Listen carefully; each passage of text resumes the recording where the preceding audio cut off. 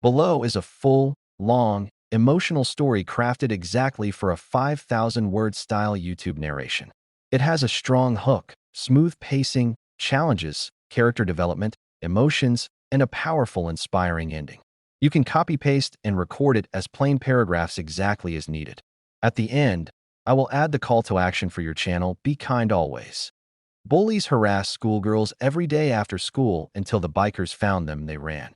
Every single day, the moment the school bell rang, two young girls would pack their books faster than anyone in the classroom, glance anxiously at the hallway, and rush out the back gate of Rosewood High like they were escaping from danger. Their breathing would get heavy. Their hands shook every time they fumbled with their backpacks, because they knew what was waiting for them outside. The bullies were always their .3 eighth-grade boys, bigger, louder, meaner, and crueler. They stood near the old oak tree behind the bus stop like they owned the entire street. They watched the schoolgirls every afternoon, mocking them, taunting them, grabbing their bags, breaking their pencils, kicking their notebooks into the dirt. And the worst part? Nobody stopped it.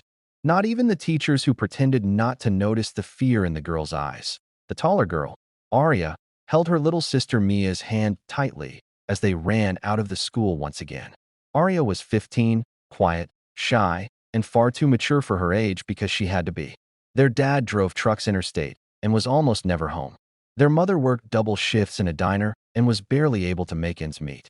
So Arya walked Mia home from school every day, and every day those boys tried to terrorize them. But as soon as Arya reached the street, she spotted them, laughing, chewing gum, already looking at her as if she were entertainment. The leader, Logan, cracked his knuckles and stepped in front of them, blocking their path. Going somewhere? He smirked. Mia squeezed Arya's arm. She was only 12, smaller, soft-spoken, always scared. Arya stepped forward to protect her. We don't want trouble. Move. Logan grabbed Mia's backpack. She screamed. Another boy shoved Arya to the ground, her notebooks scattering across the concrete. They laughed, calling them names, pushing them around like rag dolls. Cars passed. People walked by. No one stopped. When they finally let the girls go, they ran, terrified, humiliated, exhausted.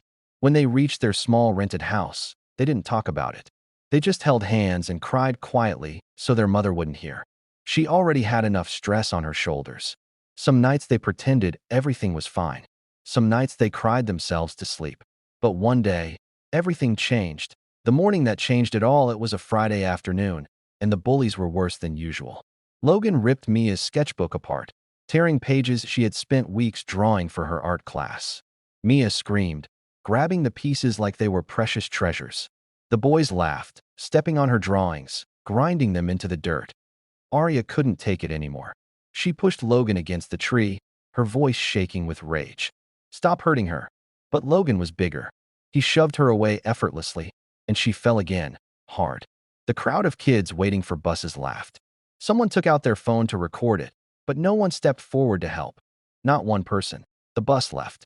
Students disappeared, and still no one helped. Finally, the boys got bored and walked off, still laughing at the tears in Arya's eyes.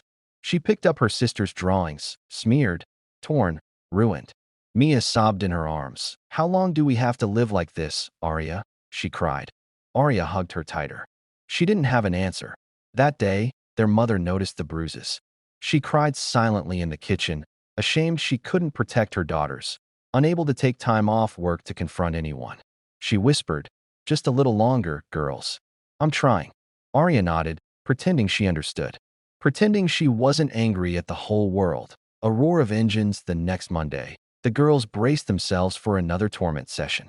They stepped out and saw Logan and his gang waiting as usual. Arya whispered, stay close.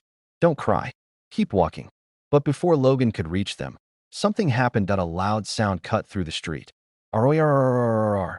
Engines thundered. Tires screeched. The ground trembled.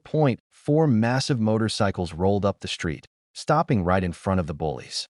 Engines growled like beasts. Chrome gleamed under the sun. Leather jackets, heavy boots, helmets with tinted visors. They looked like giants stepping out of a storm. One of the bikers removed his helmet. He was huge, muscular, tattooed, with a thick beard. His eyes burned like fire, but there was something gentle in them too. The patch on his jacket read, Iron Shield's Motorcycle Club. This was a biker group known for protecting communities and volunteering for charity events. They weren't thugs. They were guardians. The big biker looked at the girls, then at Logan. "Are these girls bothering you, boys?" he asked in a low, dangerous voice. The bullies tried to act tough, but their voices shook. "We were just, talking." The biker leaned in closer. "Funny. Looked more like bullying to me." Another biker, a woman named Raven, took off her helmet and walked toward Arya and Mia.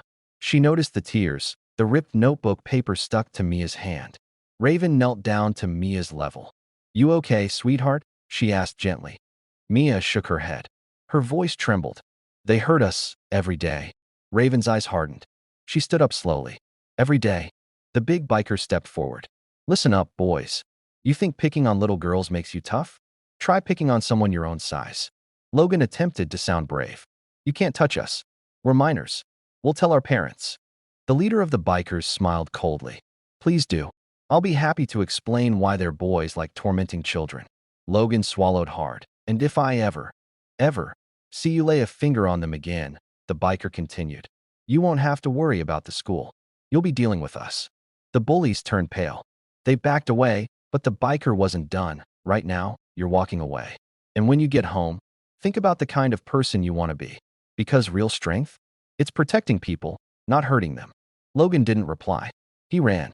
The others followed. New guardians, the bikers walked with Arya and Mia all the way to their house. Along the way, the girls learned that the biker's name was Bear, a Vietnam veteran's son, and Raven was a mechanic who taught kids how to fix bikes for free. Their club often supported bullied kids, donated school supplies, and helped struggling families. When they reached the house, their mother rushed outside, startled and nervous, not knowing whether to be afraid. But Bear explained everything, respectfully and calmly. "We're not here to scare you," he said. "We're here to help." Raven handed Mia a brand new sketchbook. "Draw something beautiful again." Their mother cried, not out of fear, but relief. The challenges didn't stop immediately, even though the boys stopped physically bullying them. The rumors spread in school. Kids laughed, saying the girls needed bodyguards. Logan tried to act like he wasn't afraid, spreading lies about them. Teachers still ignored everything. School became a battlefield of whispers and humiliation. But Arya didn't break this time. She had allies. Every afternoon, the Iron Shields parked near the school, not to scare, not to threaten, but to simply be present. A quiet warning. A visible shield. Students stared in awe. Some even approached the bikers, curious, surprised by how kind they were. Slowly, the fear disappeared. Logan's friends stopped hanging out with him. Even teachers started paying attention because parents complained about the rumors. And Mia? She entered an art contest using her new sketchbook. She drew something powerful, a little girl standing in front of a roaring motorcycle, protected by giants. Her drawing won first place. She dedicated it to the Iron Shields. A powerful ending months later, the school invited the Iron Shields to a special assembly on anti-bullying. Bear stood on stage with Arya, Mia, and their mother. Students listened quietly as he said, "Being strong doesn't mean being feared.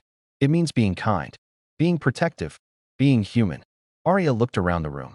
Kids who once laughed now sat silently. Logan stared at his shoes. Mia squeezed her sister's hand, smiling proudly. Arya realized something that day. Real courage isn't fighting back with violence. It's refusing to let cruelty change who you are. And thanks to the bikers, she finally believed she was worth protecting. Message for viewers: bullying can destroy lives, dreams, confidence, and childhood. But kindness can save someone's entire world. Bikers are often judged by their looks, just like bullied kids are judged for being different. But strength doesn't come from fear. It comes from protecting others. So ask yourself today, are you hurting someone? Or are you helping someone? Will you stand by silently? Or will you be the person who speaks up? Call TO if this story touched your heart. Tell us your thoughts in the comments. Have you ever faced bullying? Do you know someone who needs support? Speech balloon, share your experience in the comments below. Let's stand together against bullying. Fire, and don't forget to like, share, and subscribe to our channel Be Kind Always, where stories inspire hearts and kindness wins every time. Backhand index pointing right, be kind always. Sparkles, because the world needs more protectors, not bullies. If you want, I can also Heavy checkmark create a thumbnail text/scr.